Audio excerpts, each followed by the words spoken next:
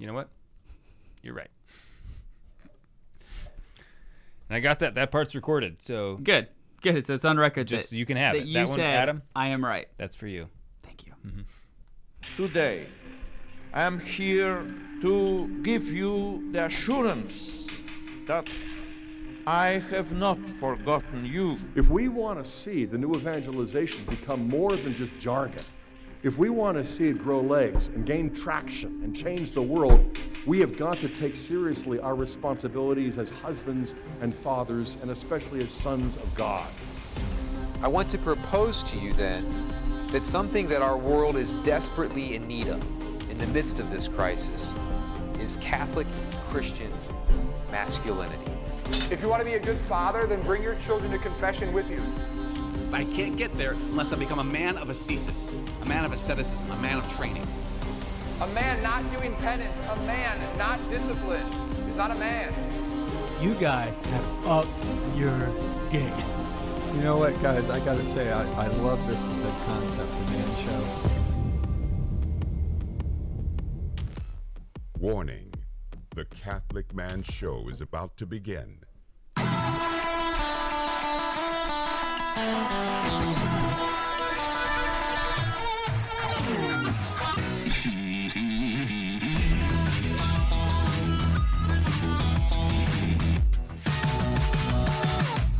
Welcome to the Catholic Man Show. We're on the Lord's team, the winning side.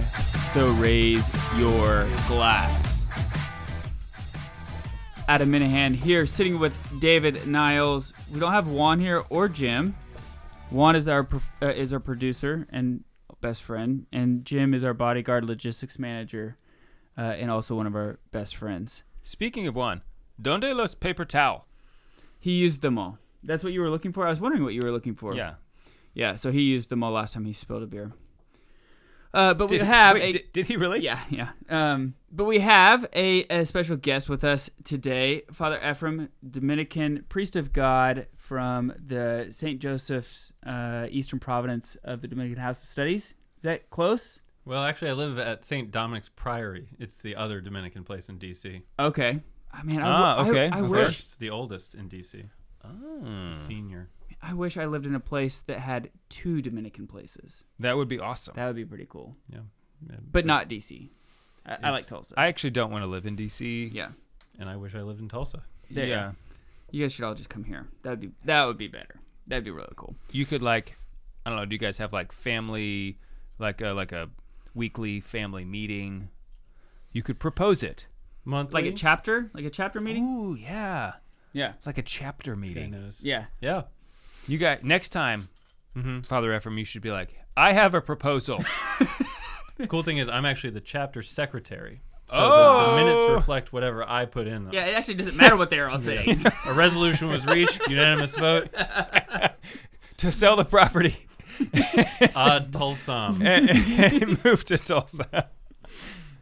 So, Father, Dave has 5 children. I have 5 children.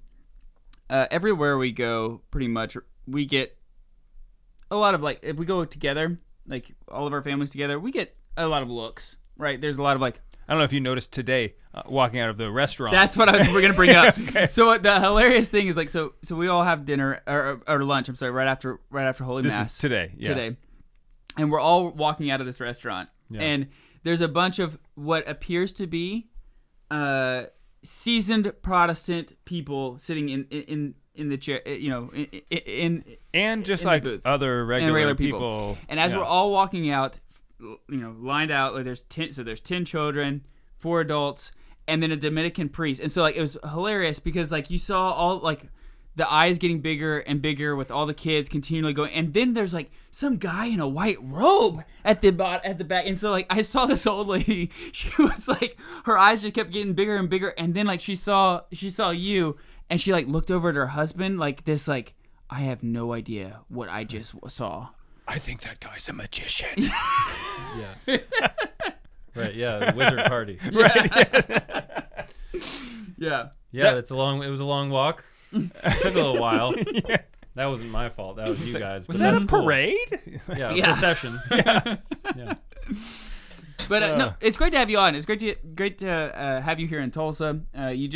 You were part of the Thomistic conference that was held by Dr. Jennifer Frey in the TU, Tulsa University Honors College. Yes, thank you. Yes, and that's the thing. Like that's what we do in Tulsa. We have we just do cool things. That's what we try to do. Thomistic conferences and stuff. Yeah.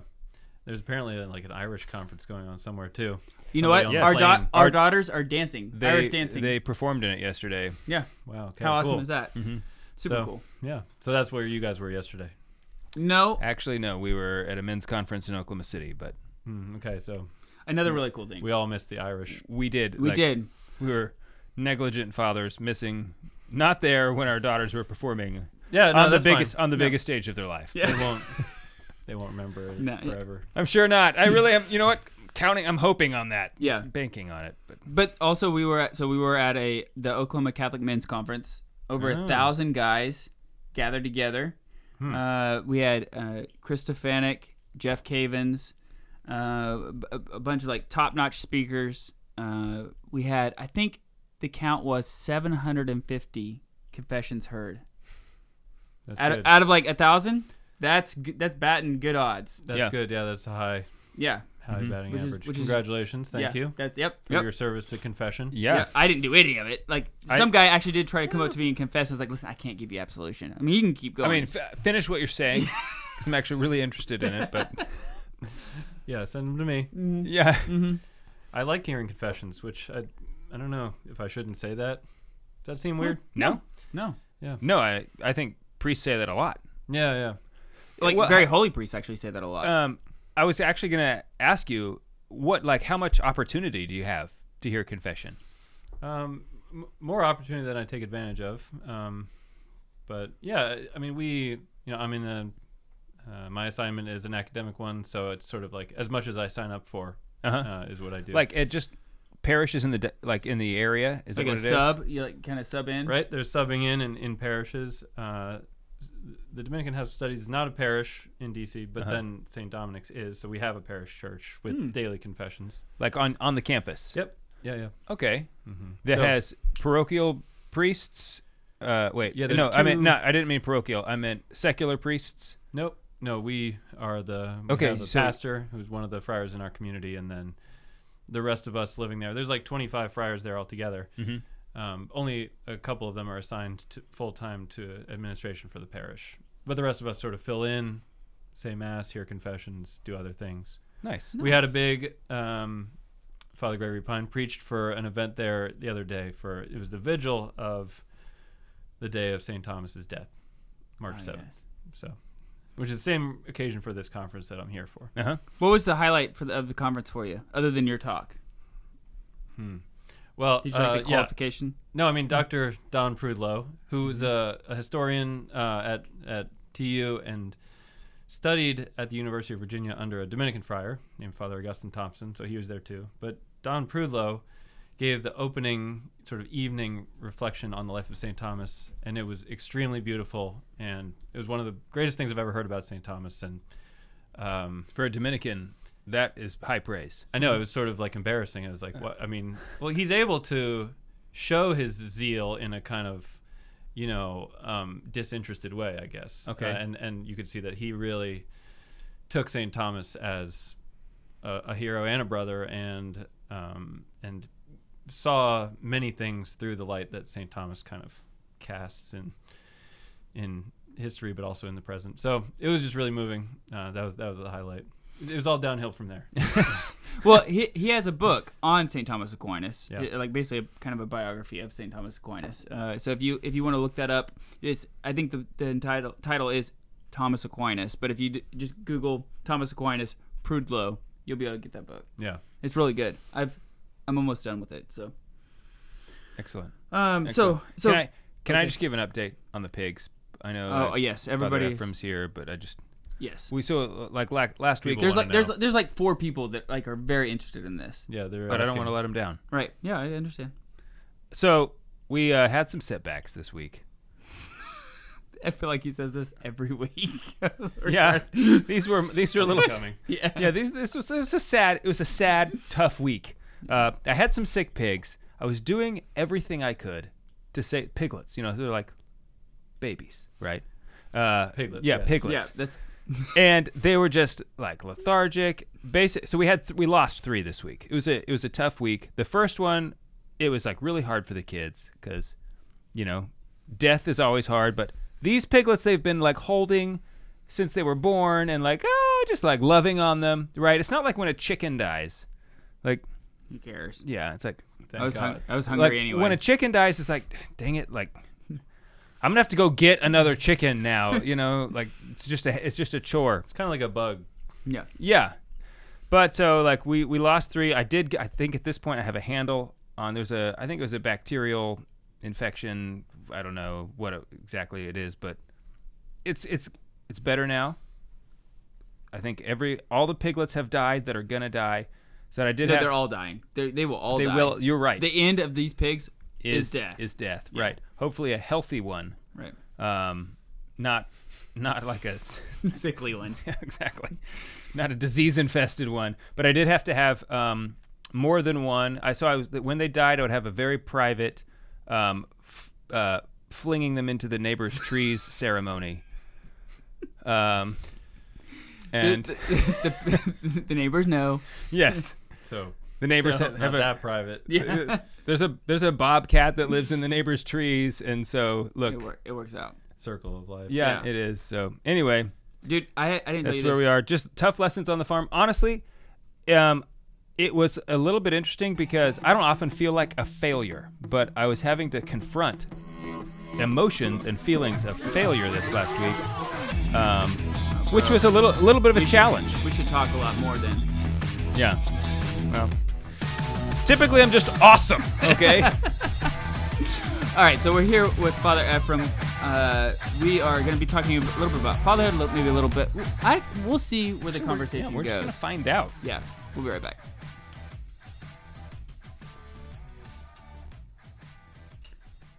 So one of the coolest things that happened to me, like coming back from the conference, the other what was it, yesterday, with my son, my oldest son. So my kids are going to the Catholic Classical School at Holy Family. Okay, right. Currently, and my oldest goes, "Dad, I'd like to talk about philosophy." And I'm like, How old is he? "All right, he's Let me 10." pull over. I'm like, all right, let's go, let's do this. I was like, and I just wanted to see what he was gonna say, right? Because like I don't know what he's never asked this, he never said this before. It's like, okay, yeah, let's talk about it. He goes, okay. I just want to make sure I understand this correctly. Okay. He goes, great. And at that moment, as a dad, I was like, oh no. I hope he does not ask me something I don't know. Right. Like, I like kind of start getting I can this do like, this. I can do this. I can calm do down, this. calm down, clear thoughts. You called your wife. Oh, hold on, I got a call. So he said, like, so Socrates, he was the first one, and he basically died, but he said, a lover of wisdom does not fear death. I was like, yes, okay. He goes, and then Plato was one of his students, and Plato was talking about the different parts of a soul. I'm like, okay, yes. And then he goes, and then Aristotle followed Plato, and he was talking about like different and he couldn't come up with a word at first. He was like, there's rocks, and then dirt, and then plants, and then humans, and then he was like, it's and then it was like categories. So he was talking about like different categories, right? And I was like, yes. And then he's like, okay, so And you're thinking like, so far I am nailing these questions. yeah.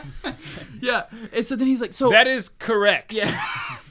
And like, I just remember, like, I just was like, okay, calm down. Like, this is exciting. Like, just because to have this conversation as a father-son, like, opportunity. So anyway, so then he just had questions about like making sure which one went first, and then was it Plato or Aristotle who started, the college, and then like he had a couple other questions, but like through that whole period, I was just like, this is awesome. Yeah. This is kind of like one of those, like, I remember when he was, 4 or 5 years old, and thinking like, I can't wait for him to grow up to have like some meaningful conversation, like have meaningful conversations, right? You want to have like real conversations. Right, because when they're young, like, You're just nothing like, they say is like, you're just like gonna, really matters. Like, yeah, you're just gonna like Grilled cheese. have fun. Yeah, It's like beautiful things they say, but like, it's like very innocent, very fun, and like this is it's just a different part of fatherhood. And Anyway, it was just like really cool to have a conversation with it. But anyway, it's a lot of We fun. were just talking about our kids here on the break. Let me just show Father something real quick. So, like earlier this week, I broke it to the kids that like Alfred, he was the first piglet to die. Yeah. I told him like, look, if in the tomorrow trees. if tomorrow Alfred better is not place. like substantially better, Yeah. I'm gonna have to kill him. Mm-hmm. And when I talk to the kids, I don't use language like I'm gonna have to put him down. I'm gonna have to like, because I don't think that helps them. Right. I want them to know that like I'm going to have to kill the, you know, and I'm gentle about it, but I'm honest in my language.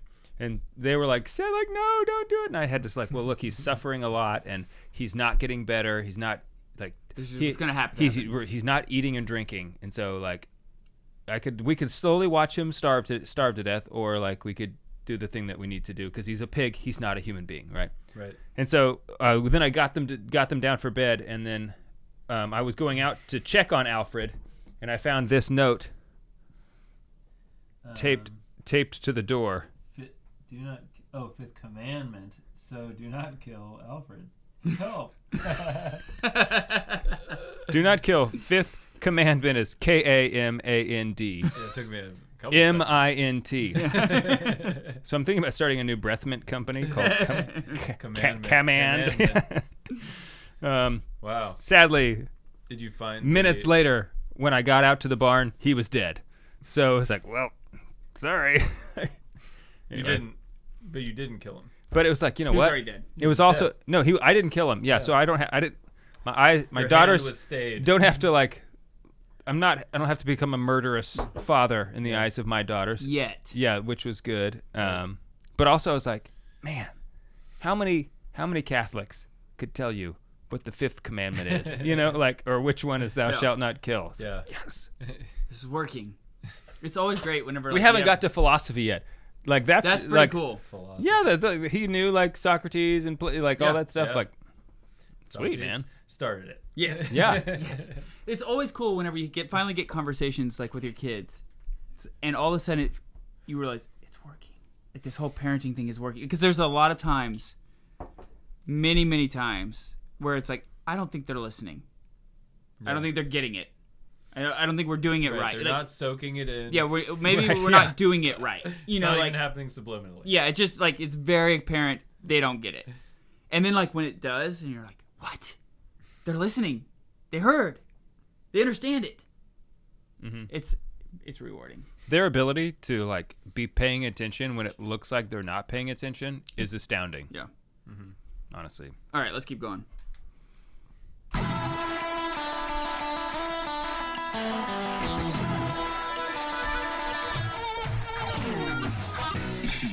Welcome back to the Catholic Man Show. I'm David Niles. Here with Adam Minahan, we have our special guest, Father Ephrem. Thanks for being here, Father. Oh yeah. Thanks for having me. Man, We'll see. I don't know. Maybe he doesn't. He's like, I don't know.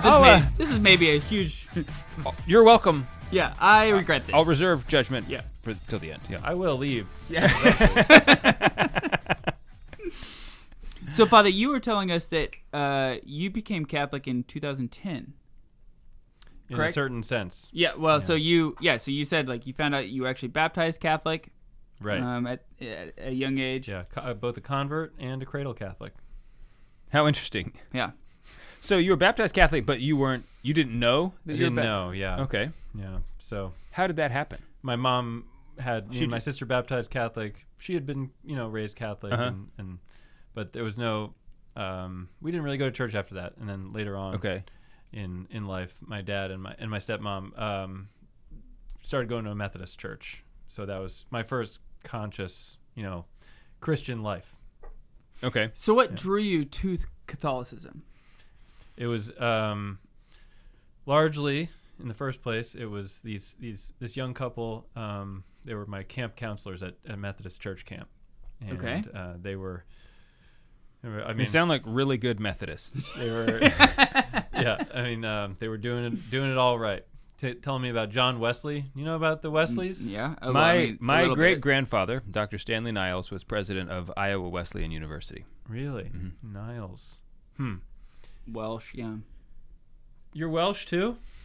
I believe so. I'm a Reese. That's one of those. There's not that many Welsh names. Mm-hmm. Jones. I'm actually unsure if Niles is Irish or Welsh, but it could be Welsh. It could. Yeah. Yeah. Yeah, I guess it was a big thing in Wales too. The Like Methodists. my dad, like on my dad's side, they have always said it's a Welsh name. Mm-hmm. Even though That's fair. when you look it up, it seems like it's more of an Irish, like Niall. Mm-hmm. But anyway. Yeah. So this couple of Methodists, how did they bring you to the Catholic faith?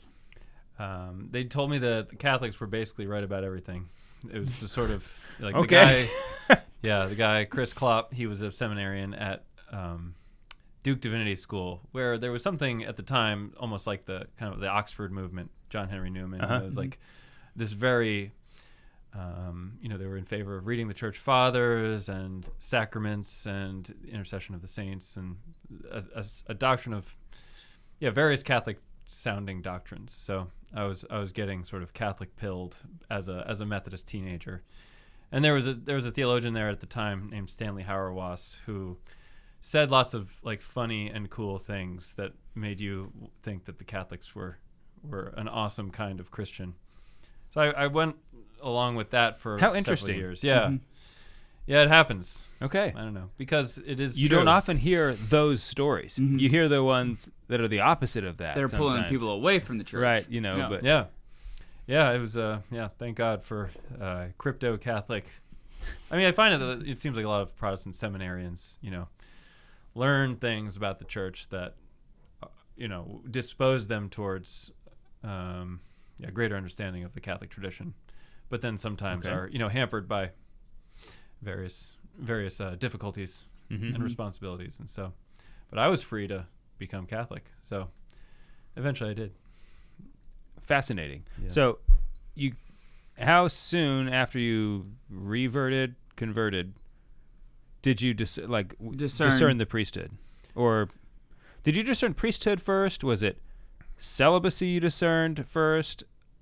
What was that like? It was a strange sense of God demanding that I look into priesthood, and I didn't want to. And I thought, well, if I have to do this, I always liked and to me, one of the big marks of the truth of the Catholic Church was like religious orders, monks, and then St. Francis of Assisi. I mean, just someone who wanted to take the gospel as a rule of life, as he, that the rule of St. Francis was like largely just quotations from the Gospels. What if you were to do all the crazy things that Jesus actually says To do, yeah. So that was always in my mind as like, this obviously needs to be not only part of the Christian church, but like it should be a part that's treasured and that gives direction to the whole thing. So I was like, I think God's calling me to be a priest, which doesn't sound like I don't want to do that at all. So I thought I'll check out some of these sort of monk priests that I had to kind of dig into what those were, and Thomas Aquinas was one that I knew was on that map, that he was some sort of monk type guy. So I found the Dominicans, and I was like, this is it. This is like church camp and college and a life of preaching the gospel. And then eventually, college. yeah. So it was a beautiful life that I was immediately attracted to. They make you wait a while after you convert. So Sure, yeah, which is prudent. It's like you're kind of in a purgatory, Yeah. a limbo. cool your jets. Yeah, Right. So what was your prayer? If you don't mind me asking, what was your prayer life like at that time?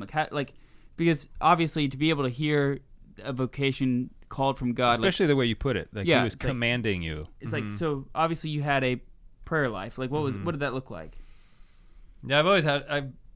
I have a hard time sort of describing or even talking about prayer in a way, because it's like I've always done it. I've always sort of felt like when I first started to sort of hear about God, it immediately made sense to me, and then the scriptures as a way of sort of speaking with Him and hearing His voice, and I don't know, it was very natural. So it just seemed like that He was in my mind, He was in the world around me, and He was in people that sort of intervened and either helpers or enemies. So yeah, it's hard to describe prayer in any specific way, but it was like, yeah, I remember there was a specific night I was in the Catholic Worker House in Harrisburg, Pennsylvania, and had watched a movie about a priest, which was like it was about Oscar Romero, and he was a different kind of priest than I had sort of seen yet. And I was like, oh, what's this? Is this something that God is calling me to? And Is that the one where he gets killed in the end? Yeah, he gets killed in the end. And I was like, this is still happening? I was reading about these guys, in church history, but apparently it's still going on in the 80s. So then there was this sort of weight, God is heavy. And I sort of, in a certain sense, it was an experience of being, weighed down by him, the sort of dark cloud, or wrestling or something like that. And then, eventually I sort of gave up. And you surrendered. That's a good choice. Yeah. That if there is an army coming against you with 10,000 men, count up your troops. Right, exactly. Because you don't have enough. I'll just tell you. Unless you're Don Juan of Austria. Well, not to go against God's army. No. Right. Yeah. Nobody can do that. No, right. Let me ask you a sidebar question. Yeah. Oh, I didn't realize we were on a bar yet. I have a trial. I have these. Who did Dominicans talk about more? St. Thomas Aquinas or St. Dominic? What providence? I don't know. Because that matters. Oh, does it? At least Divine Providence? Like, Is that what you're talking about? Which providence? What's Providence? Which one? Providence College? No, like east, west, south. Oh, Province. Oh, I said Providence. Yes, Yeah, Province. Yes. Well, actually, Adam.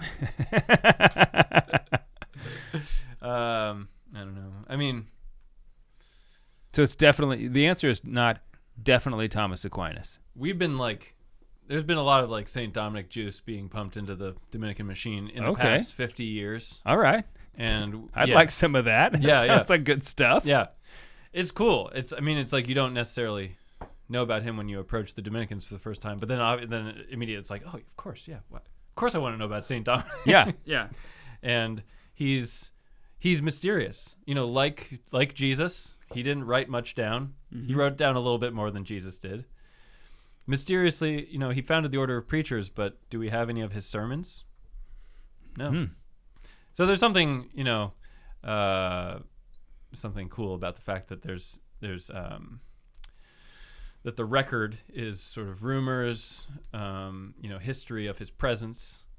Like my favorite church council is the Fourth Lateran Council, 1215, and it's like St. Dominic was there. And there was a lot about preaching and like missions. So I just love thinking about him being at a church council and just like thinking about stuff. Like it's in the record, like, oh, and St. Dominic was here. Like, he's probably not even listed. It's just like, he was there as the assistant to like a bishop. Okay. All right. Some young Spanish priest. So he didn't have a reputation at the time. Right. He was sort of about to found the Dominicans. Gotcha. He had been working on it with his, he'd been traveling around Europe and especially southern France, and as an assistant to a bishop who was sort of carrying out this preaching mission against heretics, but sort of seeing what the church was really like at the time, and a sense was sort of solidifying in his mind of what God was calling him to do. So yeah, I think that he's very much, and one of the phrases that's associated with him is in medio ecclesiae, in the midst of the church. That he was sort of like this. He's a deep church guy. He was, a sort of quiet, studious, zealous cleric, and then somewhat out of nowhere founded one of the most significant movements in the history of Christianity, and then left fairly little record of his own sort of personal words, but that his legislation and his brothers testify to this. I feel like that's like most saints, even if they write, like Thomas Aquinas, he obviously wrote a lot, but he himself very little about himself. Doesn't want. It's not like, don't think this is me. I don't want any of this to be about me. It's about what I've been called to do, right? Or it's about Christ. Yeah. The sort of image is that he writes as if he's hiding behind the monstrance. Ooh, I like that. I like that.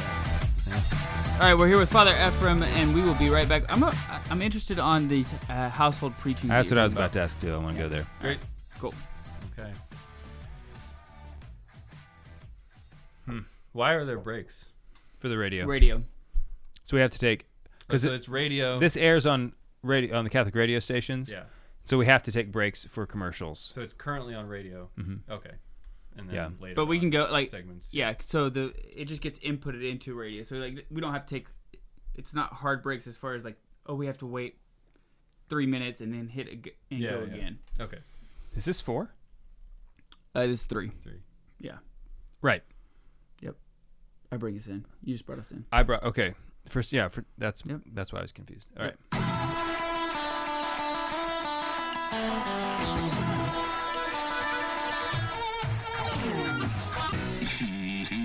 Welcome back to the Catholic Man Show.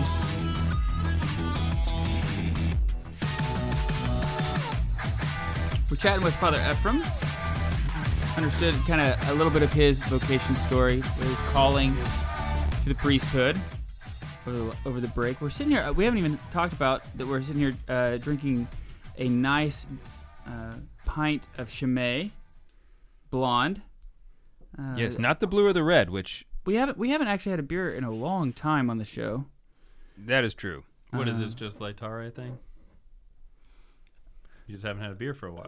Typically we do whiskey. We typically do like just Scotch or because. bourbon. I mean, like, All right. We're also big Scotch and bourbon guys. Yeah. But We just love like the things that God made. for its goodness. We just In wanna- Belgium, We certainly in Belgium, Scotland. wherever that in is. Scotland and Ireland, America. Kentucky. Yep. Kentucky, America. Yeah. Mm-hmm. So So we like those things. And I'm happy that we have them all in America. me too, bro. Yeah. I prefer to stay here. Gosh. You know, like we did go to Ireland, other places are so cool. which is really cool. But when you go there and you're like, oh man, this place is cool. But then when you come back, you're like, but America. Although, like this like, place is man, really the You best. guys have scorpions here?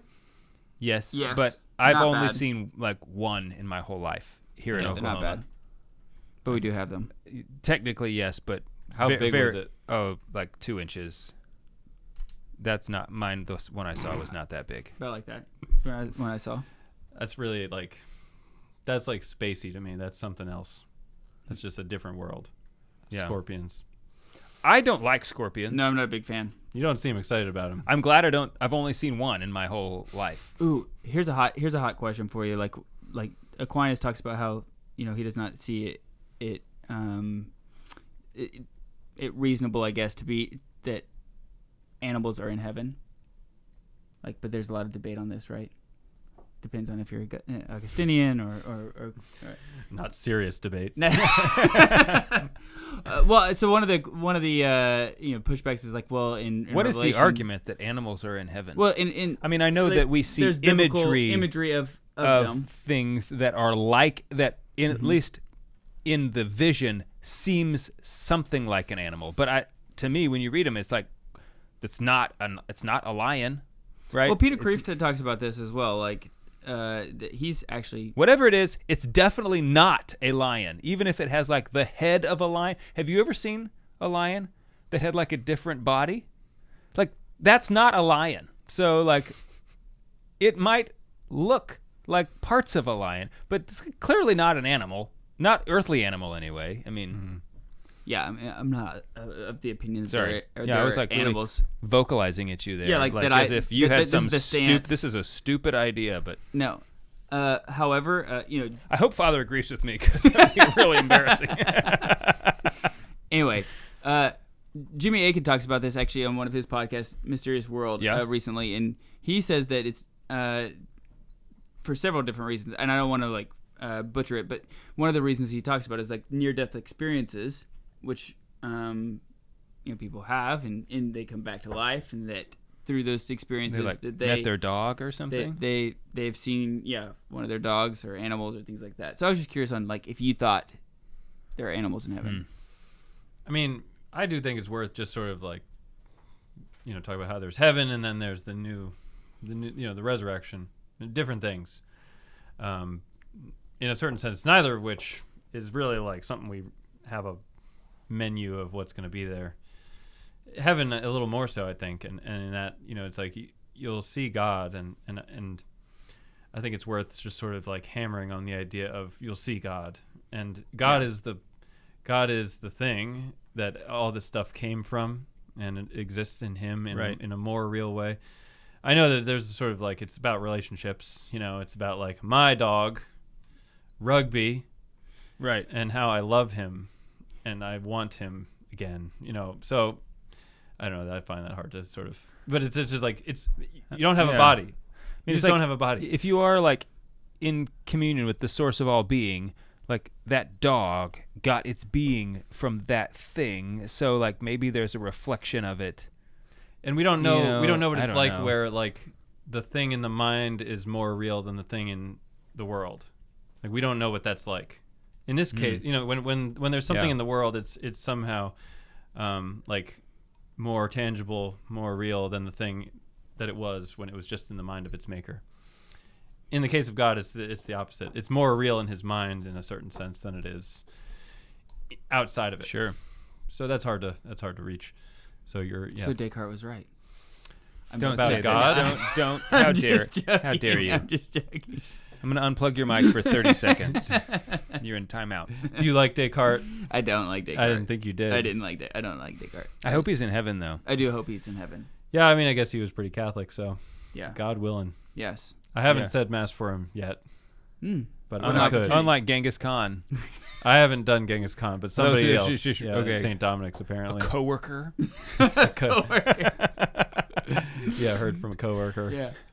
Well, let's. I want to ask a more serious question because we were talking about this earlier about this idea of like home preaching. Yes. Which I think is just a great idea. Thank you. Tell us about this concept because it's a basic concept that I think a lot of people could appreciate. Well, do you like to go to parties? I do. Yeah. Yes. But you're like zealous. Dave, you do not like to party. I know for a fact you don't party. Yeah. He doesn't party. To party means for most people something that I've never done in my life. But to go to parties, as in like, go hang out with my friends and like run my mouth about something and maybe there's music, maybe not, whatever. Yeah. Yeah. A fire. Oh yes. Oh yeah. There's often a fire. Great ambiance. Amplifier for a party. Yep. Yeah. Amplifier. Beer. So, but like, we're all kind of like religious zealots of one stripe or another here. I mean, it's like if you could sort of have a little sermon at your party.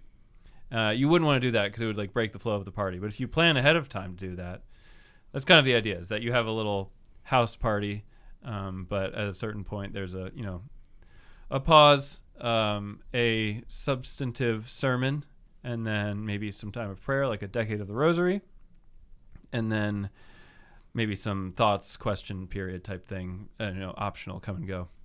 And I just sort of started asking friends if they would want to do this, and have good devout friends in the area in Washington and thought they might like that, and they did. So we just started trying it.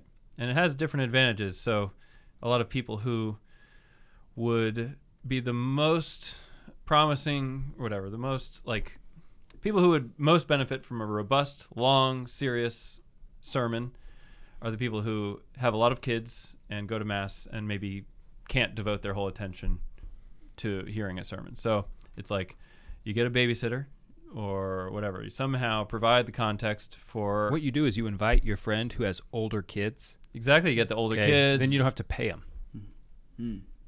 You don't pay that? You don't pay for... What do and you... brownies. Yeah.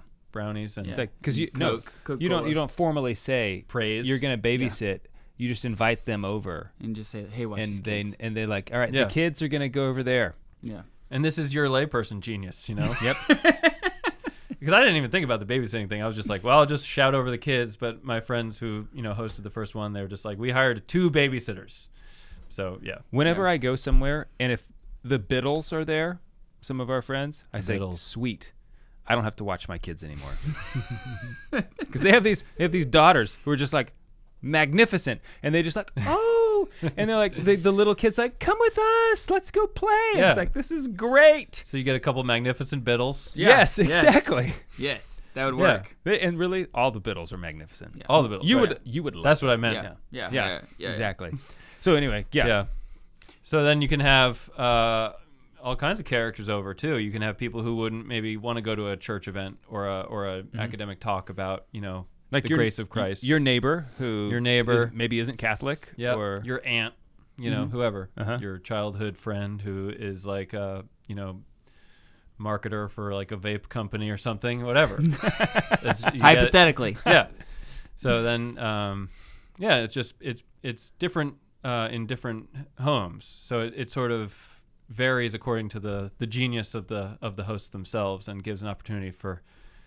And we were talking about how it's the clergy and lay people want to collaborate, but there's kind of awkwardness. Like, what do? Do we have a thing in church? Do I wait for you to start something? Do you wait for me to start something? Do we all sit around going like, who says the are you? Yeah, are you? Sorry, it's my house, but you're a priest. Yeah. So it's on the home turf of the laity, and making the services of the clergy available, and just at Dominican communities, we're sort of sitting around like ready to preach at the drop of a hat. It's like your thing. It's our thing. It's fun to do. We try to prepare, but you don't really need. I mean, when you study for your life is preparation. Yeah.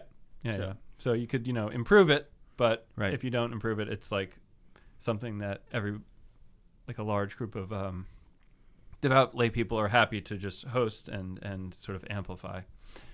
Yeah. What do you think? Because most people I don't think are going to be within like a reasonable proximity to a Dominican house. Yeah. Unfortunately. So like, I suppose you could certainly invite your pastor or anybody or can deacon, do it, or a deacon. But I was just thinking, like, you know what? You could even just have a lay person. A lay person can do it. Who you don't want to just pick anybody. Like, hey, Susan, why don't you preach for us? I think obviously you need to be prudent about. Yeah. Right. Well, there's these these spiritual gifts, and you find you maybe the administrators, the hosts, have someone who they know who would be good. Yeah. I love this concept because we have good friends like priest friends like Father Brian O'Brien. He has this idea. He wants to make sure like, how do I reach my people in between Sundays? How do I have a touch point with the people in between Sundays? That's why he started a podcast. But other opportunities to do that in creative ways I really enjoy. Yeah. We'll be right back.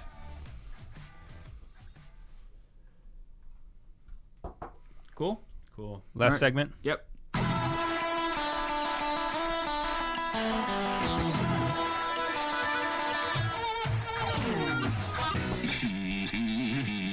Welcome back to the Catholic Man Show. I'm David Niles here with Adam Minahan, Father Ephrem, our Dominican best friend for the day. Really? Yeah. You're welcome. And thanks, man. And next time. And we can be best friends next time too. Yeah, I mean, I do like Tulsa.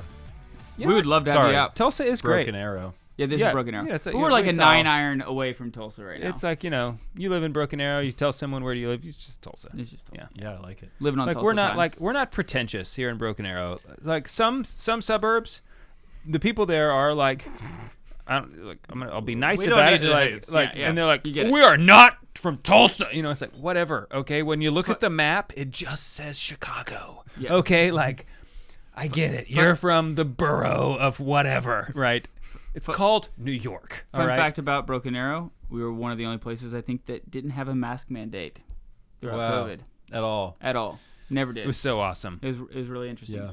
Okay, so we're talking about just in case we wanted to make this a controversial episode. There you go. Just in case we wanted to get deplatformed by YouTube, there it is. Take that. As a result, COVID is still around. That's not true, but so we're talking about like home preaching, like going in and being able to have the opportunity to have kind of like an organic opportunity to talk about Jesus, right, with other people. With other families, having an opportunity to have evangelization. What do you experience? Like when you first got there, what was your expectations? The first one you did, what was the expectations and what was the reality? Well, I don't know. I just was like, I was just happy. It was like it was like something that I had wanted to do, and that it was just couldn't think of a way to do it that wasn't super awkward, and that doing it for the first time is a little bit awkward because people are always sort of like, what is this? Mm-hmm. You know, what are we doing? Trying to pitch it to other Dominicans are sort of like, so is it a talk? Is it? I mean, so just figuring it out and hacking through the sort of questions that arise, but don't necessarily, they don't impede the thing. So yeah, it's just fun, and trying to figure out how to multiply it, but not with any great pressure. It's just it's a venue too where I enjoy the sort of living room as a Sure. place of preaching, and then just having loved the Bible for a long time and thought of it as one of the primary places of Christian preaching in the New Testament. Even in Jesus, when he's preaching his parables, then it says like he went inside the house and explained to the disciples what the parables meant. That there's a kind of I always think that's funny. yeah, Because they're standing, you can just picture them like standing there in front of the audience with the look on their face as if like they know what he's saying. Because we're the disciples. We're the 12. I don't know if you guys know about us, but we're with Jesus. The things that he says, we know about him. And then they're like going back inside like, all right, Jesus. What was that? You keep talking about bread. And I'm hungry too. But and then they're like, no kidding. That's good. Jesus, that is good. Yeah. I'm going to be honest. I don't think they got it. I kind of I was on to what you were saying. I don't think they were getting it. Yeah. Sorry. Totally, yeah. Yeah, and it's, professional religious people. We're all professional religious people who actually don't know much about our religion. So it's like it's good to have opportunities to sort of have somebody who... I remember one time before I entered the Dominicans, I lived in this funny little, like men's house in the D.C. neighborhood where the house study is. And there was these Cuban laymen who owned the house and would have these little evening sessions. And one time this, one random member gave a presentation on the meaning of, what was it? On faith in the Council of Trent. And it was just, he read the documents of the Council of Trent and reported on them. And it was amazing. And I didn't know that the Council of Trent had that kind of subtlety about the virtue of faith. And it's a great council. Mm-hmm. Great catechism. Yeah. Pretty good stuff. Yeah. Yeah. It was a long one.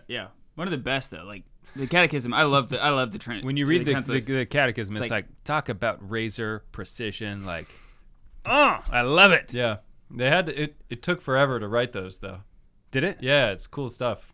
It's cool history. The council itself took I forget how many years, but more than 10. More than 10? Wow. Yeah. I did not know that. That'd be exhausting. They moved around it to better different have been cities. specific when they were done. I Yeah. mean, like, what have you guys done? What Yeah. have you 10 figured years. out? Yeah. Like, Well, it's one of these things where, for how chaotic it was, it's sort of a miracle that Sure. they came up with all that. Sure. Sort of, Yeah. precision. Beauty. Yeah. so one of the ideas, or one of the things that it strikes me about this idea about, having just people together is that what would be the fruits? And I just think like a real friendship. This is the setting where real friendships not necessarily are formed, but certainly could be formed, but are like nourished.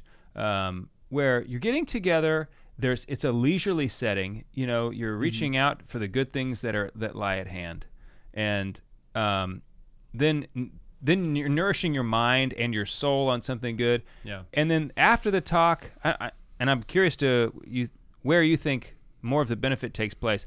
Is it the talk or the conversation that takes place about the talk afterwards? Mm-hmm. Yeah, I mean, it's funny.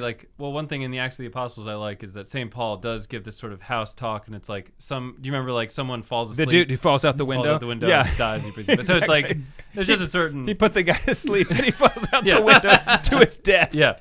Yeah, Paul actually killed a guy with his exactly. preaching one time. After conversion. Yeah, exactly. Yeah, exactly. It's like, that's what it's like. It's like some people are going to fall asleep. Yeah. Hopefully there's no major disasters. Yeah. But just and then also, in the sort of question and answer type part, people are going to say stuff and maybe say dumb stuff or funny stuff that is that they wouldn't say at a university, like a lecture hall, or in church or something like that. And that's, everyone sort of knows that you become friends with your friends in middle school because you're at a slumber party and someone says something really stupid and you all laugh at him, and Yeah. there's just an intimacy and intimacy. There's an opportunity for sort of familiarity, sharing, and gosh. But see, why you're- isn't there? yeah, Are but there you're- better words than you're intimacy building and sharing? What I love about it is that you're building that friendship on the right thing. Okay. That this is the ground where authentic friendship is actually This is where Catholic community, cultivated, right? Like Catholic community You have to flourishes. have you have to have a common life, things in common for there to even be a friendship. But when Christ is that commonality between you, this is the friendship that is written about, right? That this is like the goal that we're all striving for. This is truly the friendship that prepares you for a friendship with Christ. Right. Exactly. Yeah. And so like this is the setting. And sometimes these settings they don't just like happen very often spontaneously, where you just like, oh, all of a sudden we had this meaningful conversation that really made me think about myself and made me appreciate these relationships I have. They do spontaneously happen, but rarely. So they have to be. You have to be intent, and this is virtue, right? You have to be intentional about virtue. Yeah. And so this idea, as just hearing you talk about it, I'm just going like, ching, ching, ching, like about all of the other things. And it's not a lot of work because like I'm not really good at like foresight and continuous application of a plan. But this didn't take that much. You just have to sort of be like, well, if at the party there was like an awkward part where we sort of all sat down, and would that be okay? And it's like, yeah, we'll do that. And it's fine. So it doesn't require like registration. Yeah, right. And it's like you come knowing it's like we're looking forward to hearing the talk. Like and also hanging out and also just being together. You as the priest get to develop friendships with lay people and families, and the families get to. We were kind of talking about this earlier today about the benefits of priests and families having real life interaction, more so than like, oh, I see you in the commons at church, but actually like breaking into each other's lives about, hey, just becoming a member of our family. And some places there's a Catholic culture where people invite the priest over, and that's part of the ordinary thing to do. Other places there may be a robust Catholic culture, but they may never think of the priest. Like I was in a place where whenever people wanted to have an event with the friars, they would want to plan the event at the church. I was like, I don't want to invite myself over, but like, why don't you have it at your house? And just so you know, like I have a car. Yeah. It's like we have this sort of parish hall, but like you have a couch. Right.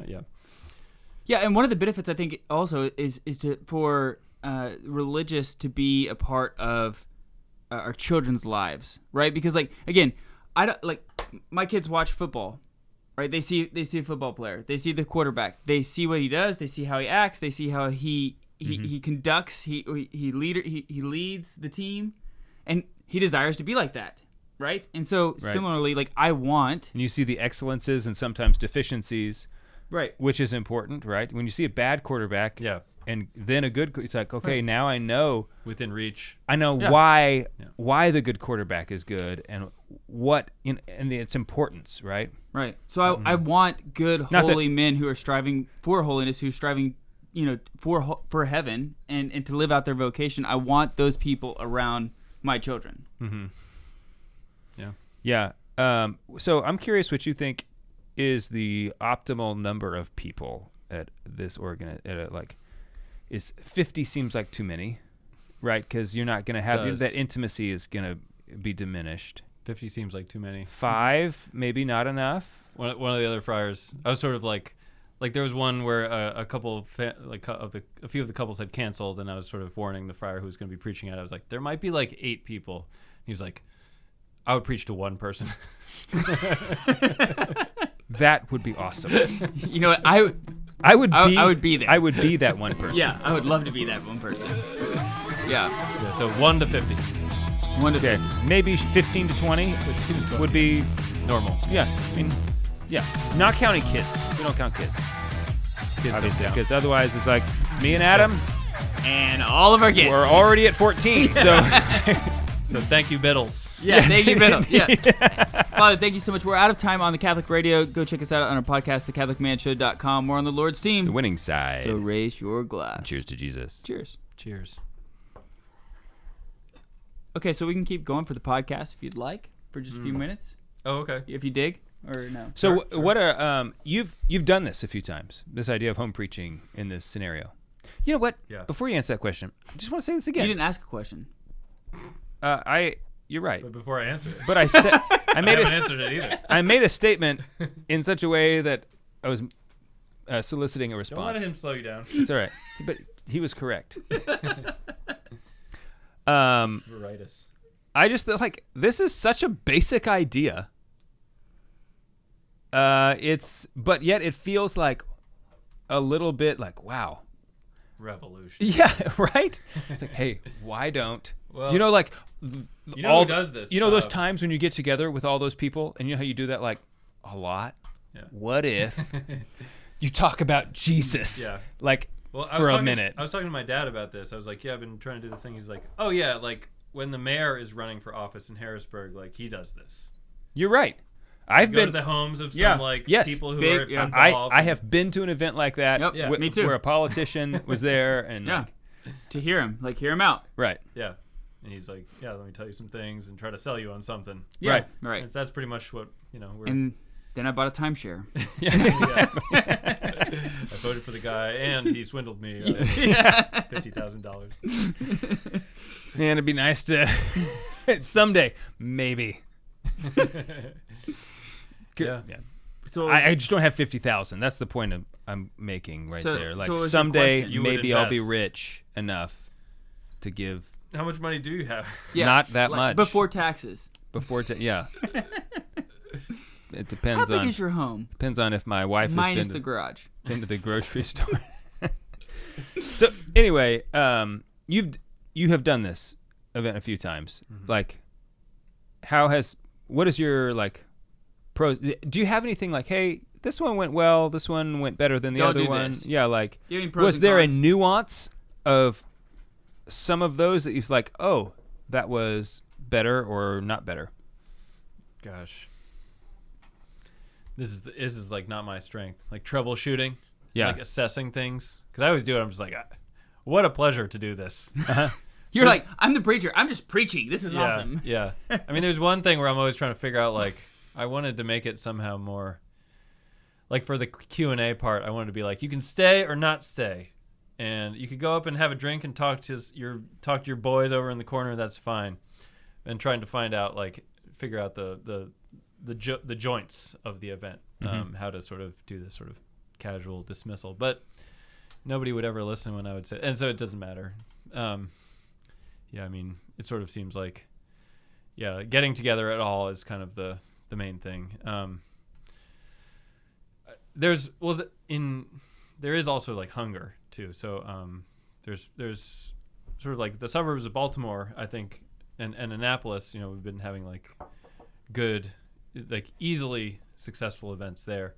In DC, there's such a saturation of Catholic events and talks and Dominican stuff that some people might be oh, should I go to this thing on Tuesday? Oh, I have this other thing on Thursday. So, man, what a beautiful problem to have. It is. I'm sorry to describe the embarrassment of riches that DC young adult scene contains. Yeah, I'm glad to hear that because I don't know much about DC other than what I hear on the news. And it seems like just an utterly depraved. My impression of it is that it's just depravity on every corner. Well, there's probably of a really rich, wealthy depravity. Yeah, but there's also there's probably a lot of Oklahomans there. There's a lot of Ohioans, because it's if you have some thoughts about corn syrup policy, you go to DC. If you want to be a model, you go to New York City. But if you want to be a staffer for a senator, you go to D.C. So there's a lot of Midwestern culture too, and but it's temporary. It's very sort of transient. So they're there, but they still vote back in their hometown. Maybe we do that. Yeah. So it's all right. It's and the generations of sort of DC Catholicism seem to be sort of 3 or 4 years. So I feel like I've seen many generations of them at this point. Uh-huh. Mm-hmm. Well, I'm glad to hear that. Not as bad as I thought it was. Good. So I guess my last question would be like, if there's, I know we have a lot of young guys who listen to the show who are not married yet, and if they're like trying to discern what their vocation is or what their calling is in life, what the Lord desires for them, what would be your like advice? Okay, guys, I don't know.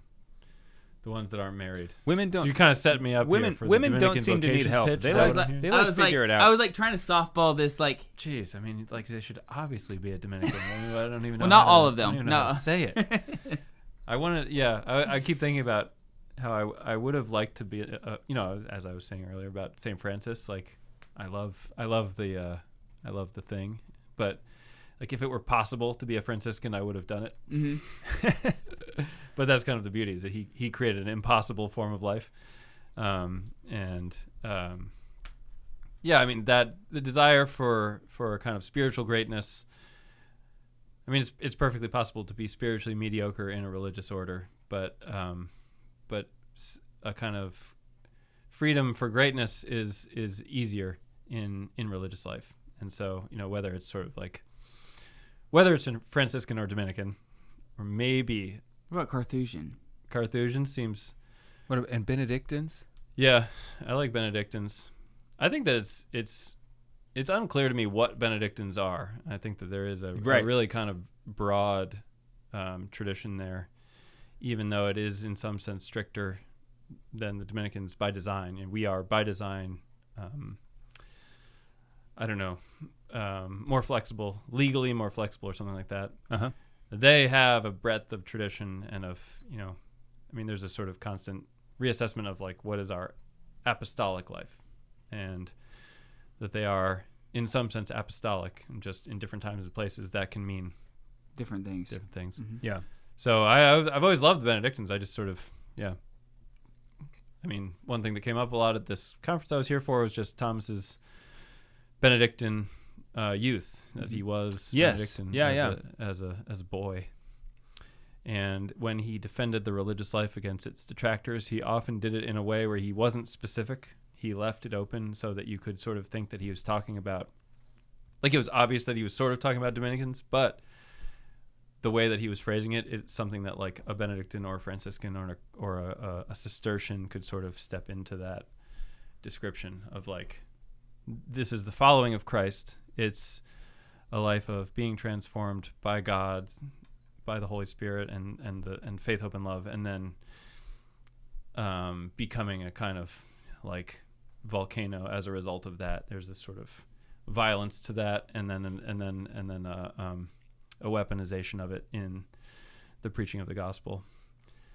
And so, I mean, I think that the Dominicans did discover, Saint Dominic did forge a really powerful, sustainable, and unified mode of doing that. And, I didn't get it at first. It's like, it's just something that I showed up and thought this looked cool. And then the more I lived it and met the sort of weird variety of friars, where I saw that it was a place where a kind of infinite variety of lives of holiness were possible. But yeah, so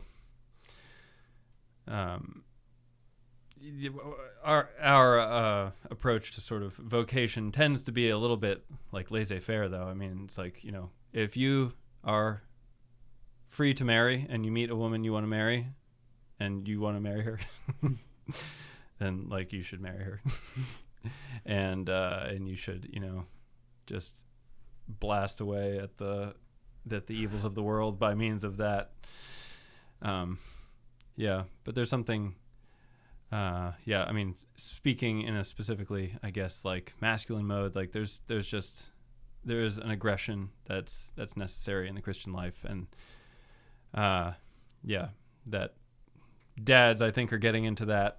Mm-hmm. There's a reason for the popularity of like St. Michael, the Archangel prayer and stuff like that. And that, I found that the Dominican life, if I'm tempted to grow slack or discouraged, that the form of it somehow, like recalls me to the greatness of just like, you're baptized, you're confirmed, you receive the Lord in the Holy Eucharist, and now you are a very dangerous, quantity in the hand of the Lord.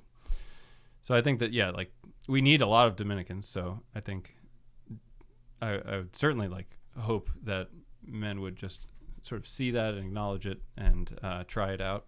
It seems like the Dominicans are doing very well. Yeah, we're like at replacement rate. Okay, I don't know any old Dominicans. Maybe the old ones just don't travel. Mm-hmm. Maybe you guys are like being real brilliant with your marketing and like who you send out to come to our show, I guess. I don't know, but yeah. Well, there's generational, there is like, I'm not good on the numbers or anything, but there's like a lost generation. The boomers. Well, It's the okay. 50. We can say it. Yeah, it's kind of it's what is it? It might be boomers and up a little bit. I mean, it's the same way, in a parish life. Like Right. you see the old guys who've been there forever, who like helped found the parish or whatever else, and like they're there, and then you have this gap, and then the 30-something-year-old, Right. young 40s. I mean, Gen 30-something-year-old. Xers are also gone. I mean, people like the Gen Xers are so absent. People have forgotten that they are even there. You know, it's I love Gen X. like, but people are like, hey, what about Gen Xers? And be like, who? Remember those guys who are like a little younger than the boomers, but like older than millennials? It's like, oh yeah, Well, their whole thing is non-participation. right. On Yeah. anything, yeah. Yeah. I love that. They're there. Yeah. They're thinking. And they're like doing it strong, man. Yeah. And they're having kids, so that, They are, messes yeah. with you. Yeah. Yeah. Yeah. Yeah. So I do have one other question, just about the Dominican like life day to day. What is the fraternity? Can you describe the fraternity? Like, do you have like groups that you like are instructed to form like more intimate like accountability with? Or does that just kind of happen naturally? Because for my life, I have Adam and Juan, and if I'm acting a fool, they'll let me know. Mm-hmm. Daily. Yeah, when I act a fool, Yeah. they'll let me know. So, do you guys what's that like in the frat house? I mean, everything's very, like, we're very democratic. So it's like any given Dominican is going to have a different opinion on whether or not we do that. And Sure. And then we have discussions about whether and how we should do that. Whatever that is, or are you specifically talking about some kind of accountability? Yeah, I guess so. Specifically, the sort of accountability type thing. Okay. I don't know if you've heard the term chapter of faults. I have not. Yeah. So like that. I mean, it's a wait. monastic practice. This is where you used to. Yes. Okay. I've read Raymond Arroyo's book on Mother Angelica, Okay. Yeah. and I think is this where you publicly confess all the stuff you faults. Yeah. Like- So not sins. No, but unless like- they were of a public kind that was obviously But like maybe hinging on you like broke a rule, or like I stayed up Yeah. 5 minutes past 9 o'clock. We had a brother in the novitiate who would always say, like, I've checked out an unreasonable amount of books from the library, or like I left my laundry in the machine for an unreasonable amount of time. So just like these things are, You know what? somehow a foul. Yes, I like it. You're in. Yeah. So I mean, When he's like, it's his turn, he's going up to be like, yes, this guy's the best. yeah. I mean, it's Left my laundry in the dryer for an unreasonable amount of time. He knew about his master of reason. Yeah, can't Life pull of his master of reason. yeah, can't pull his clothes out of the dryer. I'm sorry. Keep going. Not really. I just enjoyed that. That was a great story. Yeah, it's good. Yeah. He's a good guy. It was like, I don't know. He's weird. Yeah. So but some houses we'll do something like a chapter of faults. Others we have, like the practice has lapsed. I mean, a lot. There's just a very minimum. Do you guys do it? Do you do it in your province? There's no provincial rule about it. Okay. We really are very sort of house by house about Okay. a lot of things. Probably kind of like a surprising number of things. So, yeah, I mean, it's like here and there. But you don't do it in your house? We're like we're probably gonna be doing it. Okay. Yeah, I think. Mother Angelica did it when she was young. I bet she And then did. when she became an abbess, when she Yeah. became mother, and she's like, "No, we're getting rid of that." And then she brought it back. Yeah. At the end of her life. Right. Where I think she started to see like, no, actually, this is after We she got in. We actually need it. Yeah. Right. Yeah. She was. Yeah, I don't know the details of her life, but I've heard and seen some things about her sort of, her the rage of Mother Angelica. Yes, The you know the what? spunkiness. Yeah, like she's the Achilles. She was of like a 90s Catholicism. She was a force. The rage. Yeah.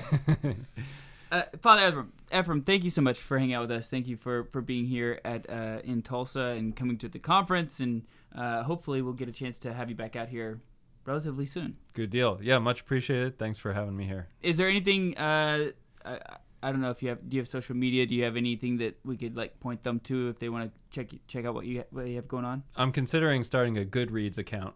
Ooh, a Goodreads account. But besides that, I don't have anything. Okay. Thank you. All right. No MySpace or anything. MySpace. Did you have that? I had a MySpace. Yeah, What was your song? Yeah, I had MySpace. Yeah, because you got to make someone listen to your song. Yeah. Yeah.